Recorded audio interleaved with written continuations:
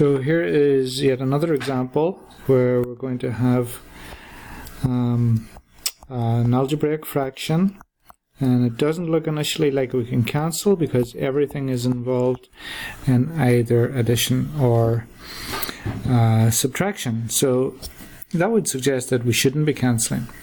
But if you look on top, we have the complex trinomial, y squared, a y and a number, but it's made difficult by the fact that there's a 3 in front of the y squared. On the bottom we have y squared minus 4. That's a difference of two squares type of factor. So this one is a little bit harder, so let's take the 3y squared minus 5y minus 2 over here.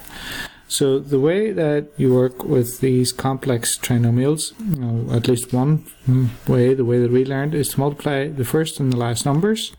So 3 by 2 equals 6. I'm not going to worry about the minus sign yet. So what we're going to look for is factors of 6. And that is going to be 1 times 6 or 2 times 3.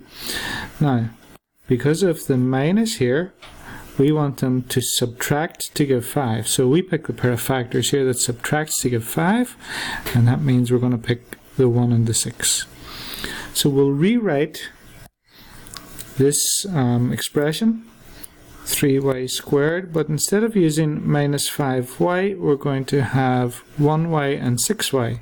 So let's drop the 5y and put in 1y and 6y minus 2. Now we have to figure out the signs in front of the 1y and 6y. We didn't put in any signs yet. To figure out what those should be, you check out the first sign in the problem. That was a negative, so that goes in front. A negative sign will go in front of the bigger one of these new numbers that you introduced. That was the 6, but a negative in front of the 6. And then you had a minus here as well. And a minus in the last place means that the two new numbers that you introduced have to have different signs. Well, you already introduced a minus here, so you're going to put a plus here. So that's how to work out the plus and minus signs for the new numbers. So let's look next at getting the GCF of each pair of factors. So we have 3y squared and 1y.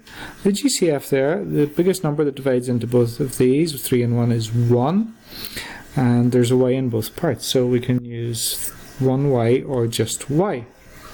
Now, if you take y out of both of these, you have 3y plus 1. The second pair, it begins with a minus sign, so we're going to make a minus part of our GCF. We have a 6 and a 2, so 2 goes into both 6 and 2. And we have a y here, but no y there, so it's just, we can't use y, just use the 2. So let's divide both of these by negative 2. Minus 6y divided by negative 2, that would just be positive 3y. And minus 2 divided by minus 2 would be positive 1. So the good news is that we have a 3y plus 1 and a 3y plus 1 in each. So our factors are going to be y minus 2 times 3y plus 1. Okay, so it took a lot of time to get there, but the top line, we can replace it with its factors, which are y minus 2 by 3y plus 1.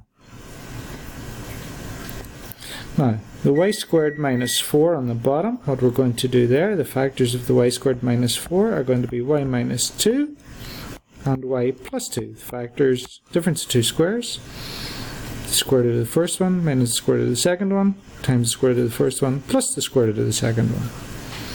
And now if we look at this, we can see we have a y minus 2 on top and on the bottom, and they're not involved in any addition or subtraction. They're both involved in multiplication, but not addition and subtraction. That's what's crucial. So the y minus 2's will cancel out, and what you have here is on top you have 3y plus 1, and on the bottom y plus 2. So again, cancelling can occur with pluses and minuses, but it can be a long process. This video has taken nearly 5 minutes already, and you do have to be very patient and go through it slowly and methodically and not rush. You can't make things a certain way because you want them to be that way. You just have to go and see where the math leads you. Okay, thanks for watching.